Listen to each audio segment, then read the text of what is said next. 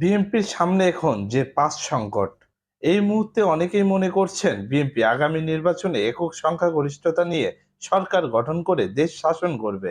আপনারটা হয়তো বিএনপির নেতাকর্মীদের মধ্যে এক ধরনের উচ্ছ্বাসের জন্ম দেয়, কিন্তু বাস্তবতা হলো বিএনপির জন্য এই রাজনীতি এত সহজ হবে বলে মনে হচ্ছে না। এমনকি একটা গ্রহণযোগ্য ও শান্তিপূর্ণ নির্বাচনের মাধ্যমে বিএনপির ক্ষমতায় যাওয়ার যে আশা, তা খুব সহজে অর্জিত হবে বলে মনে হচ্ছে না। আসুন দেখি এই পরিপ্রেক্ষিতে বিএনপির রাজনৈতিক ভবিষ্যৎ সংকট কি। বিএনপির এখন প্রধান সংকট হলো বিএনপির জনপ্রিয়তা। আওয়ামী লীগের অবর্তমানে বিএনপি দেশের সবচেয়ে বড় দল বলে প্রতীয়মান হয়। এই জনপ্রিয়তাই বিএনপির উপর চাপ সৃষ্টি করতে যথেষ্ট। অর্থাৎ যেহেতু বিএনপি বড় দল, তেমনি বিএনপির উপর মানুষের প্রত্যাশা অনেক বেশি। এই প্রসঙ্গে আমরা লাক্কাওয়ে পপুলিস্ট ডিমান্ড বা জনতুষ্টিবাদী দাবি ধারণাটি দিয়ে ব্যাখ্যা করতে পারি। বিএনপি এখন একটি ফাঁকা সংকেতবাদী চিহ্ন, যেখানে বিভিন্ন গোষ্ঠী নিজেদের ইচ্ছামতো নিজেদের আশা আকাঙ্ক্ষা প্রতিস্থাপন করতে পারে। আর এই প্রত্যাশাকেই বিএনপির বিরোধী শিবির রাজনৈতিক হাতিয়ার হিসেবে ব্যবহার করছে। রাজনীতিতে এটা খুব স্বাভাবিক। ফলে ধরুন বিএনপির যে কোনো নেতার অপকর্মের দায় পার্টি হিসেবে বিএনপি বহন করতে হচ্ছে। বিএনপি গত ৯ মাসে ৪,০০০-এর বেশি নেতাকর্মীকে দলীয় শৃঙ্খলা ভঙ্গের কারণে বহিষ্কার করেছে। অন্য দলগুলো নিজেদের কর্মীদের শৃঙ্খলা ভঙ্গের কারণে কি ব্যবস্থা নিয়েছে কিংবা কতজনের বিরুদ্ধে পদক্ষেপ নিয়েছে তা কিন্তু আমরা খুব একটা জানি না। কিন্তু বিএনপির বিরোধী গোষ্ঠী এটা বেশ ভালো করেই প্রমাণ করতে সক্ষম হয়েছে যে দেশে যা অন্যায় ও অপকর্ম হচ্ছে, সব দায় বিএনপি কর্মীদের। বিএনপির বহু নেতা কর্মী যে অন্যায়ের সঙ্গে জড়িত, এই বিষয়ে কোনো সন্দেহ নেই। তবে এক্ষেত্রে এই কর্মীদের পুলিশ ও বিচারের আওতায় আনার থেকে এই নিয়ে রাজনীতি বেশি হয়ে থাকে বলেই মনে হয়। বিএনপির দ্বিতীয় সংকট হলো বিএনপির কোনো নেতার আসলেই জনসমর্থন আছে তা আসলে বিএনপি নিজেই নিশ্চিত নয়। একটু আশ্চর্য লাগছে, তাই না? আসুন ব্যাপারটা এভাবে ভেবে দেখি। ২০১৪ থেকে ২০২৪ সাল পর্যন্ত ৩ নির্বাচনের ২টিতেই বিএনপি অংশ নেয়নি। কেননা এতে ব্যাপক কারচুপি হয়েছে। এর ফলে আওয়ামী লীগ যেমন হাইব্রিড নেতারা শুধু সংসদের টিকিট কিনে নেতা হয়েছেন, তেমনি বিএনপির কোনো নেতার পেছনে কত লোক জনসমর্থন আছে তা বিএনপির নেতৃত্বের পক্ষে জানা সম্ভব হয়নি। এর একমাত্র গ্রহণযোগ্য উপায় হলো নির্বাচন। তো এর ফলে কি হয়েছে? এতে বিএনপির সব পর্যায়ে এমন নেতৃত্ব ব্লক তৈরি হয়েছে যারা মনে করে তাদের পেছনে জনসমর্থন আছে, কিন্তু বাস্তবে এর প্রমাণ বা অপ্রমাণ করার কোনো নির্বাচনী উপাত্ত আমাদের নেই। এর ফলে পার্টির ভেতরের ক্ষমতা, এই ছোট ছোট ব্লকগুলো যখন কেন্দ্রীয় নেতৃত্বকে নিজেদের এজেন্ডা বাস্তবায়নে চাপ দেয়, তখন কেন্দ্রীয় নেতৃত্ব এই ক্ষমতা ব্লকগুলোর জনসমর্থনের ভিত্তিতে সিদ্ধান্ত নিতে পারে না। কেননা সেই তথ্য নেই, তখন তারা ব্যক্তিগত আনুগত্যের ভিত্তিতে সিদ্ধান্ত নিতে বাধ্য হয়। এই প্রক্রিয়া পার্টিকে দুর্বল করে দেয় ও পার্টির মধ্যে গঠনতন্ত্র ভাঙার ও ক্ষমতার প্রতিযোগিতা বিস্তারের প্রবণতা বাড়িয়ে দেয়। বাস্তবতা হলো, যদি জাতীয় নির্বাচন না হয় তবে এই প্রবণতা বেড়ে যাবে ও বিএনপি চূড়ান্তভাবে ক্ষতিগ্রস্ত হবে। আর এই হিসাব বিএনপির বিরোধীরা ঠিক ভালো করেই জানে। অর্থাৎ এই দুর্বলতা বিএনপির বিরোধী ব্লক রাজনৈতিকভাবে ব্যবহার করবে, এটাই স্বাভাবিক। অর্থাৎ নির্বাচনকে বারবার পিছিয়ে নেওয়ার চেষ্টা। বিএনপির তৃতীয় বড় সমস্যা হলো সংস্কার নিয়ে বিএনপির বাস্তববাদী অবস্থান। এই ব্যাপার ব্যাখ্যা করতে ম্যাকিয়াভেলির রাজনৈতিক বাস্তববাদ বুঝতে হবে। যেহেতু বিএনপি ক্ষমতায় যাবে, সেহেতু তাদের উপর দায়িত্ব পড়বে সংস্কার বাস্তবায়ন করা। অন্যদিকে বিএনপির বিরোধী পক্ষ, যারা সংস্কারের প্রায় সব বিষয়ে একমত, কিছু বিষয়ে দ্বিমত আছে। কেননা তারা আপাতত ক্ষমতায় যাচ্ছে না ও তার আপাতত হারানোর কিছু নেই।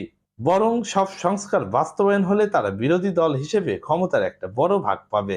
তবে সরকারের ব্যর্থতার দায় তেমন নিতে হবে না, যা নিতে হবে বিএনপিকে।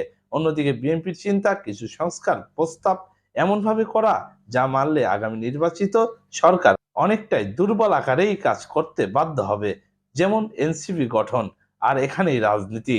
এখন যদি বিএনপি অনেক সংস্কারে ভেটো দেয় এবং নির্বাচনের জন্য জোর করে, সেই ক্ষেত্রে অন্য দলগুলো যেমন Jamaat, NCP, AB party, Charmonai পীরের দল ও অন্যান্য ইসলামিক ব্লক মিলে যদি নির্বাচন বয়কট করে ও নির্বাচন প্রতিহত করার হুমকি দেয়, তবে বিএনপির আসলে কিছু করার নেই। এখন যদি ইসলামপন্থী ব্লকগুলো নির্বাচন বয়কট করে, তবে বিএনপি কি একা একা নির্বাচন করবে? আবার এই একই ব্লকগুলো যদি নির্বাচন প্রতিহত করার চেষ্টা করে, তবে কি সরকার শক্তি প্রয়োগ করে নির্বাচন করবে? আমার মনে হয় না সরকার তা করবে। এই ঘটনা হলো সম্ভাব্য সবচেয়ে খারাপ অবস্থা। আমি বলছি না এমন হবেই, তবে আমরা এমন অনেক লক্ষণ রাজনীতিতে দেখতে পাচ্ছি। তো সত্য কথা হলো বিরোধীদের কাছে ব্ল্যাকমেল করার অস্ত্র আছে, বিএনপির কাছে নেই, এটাই বাস্তবতা। তাই বিএনপিকে ছাড় সব থেকে বেশি দিতে হচ্ছে। এখানে জনতুষ্টিবাদী আলাপ না করে খাঁটি রাজনীতির দিক থেকে দেখতে হবে। বিএনপির আরেকটি সংকট হলো বিএনপি ২০০৬ সালের পর থেকে কোনো গভর্নিং মেমোরি শাসনের স্মৃতি নেই। আরেকটু বিস্তারিত বলি, যে কোনো রাজনৈতিক দল যখন সরকার গঠন করে তখন দেশ শাসন করতে গিয়ে দেশ শাসনের কিছু অভিজ্ঞতা অর্জন করে ও পার্টির ভেতরে গভর্নিং মেমোরি তৈরি হয়। এটা পার্টির ভেতরে একটা দক্ষ গ্রুপ তৈরি করে, যা দেশ শাসনের জন্য অত্যন্ত গুরুত্বপূর্ণ।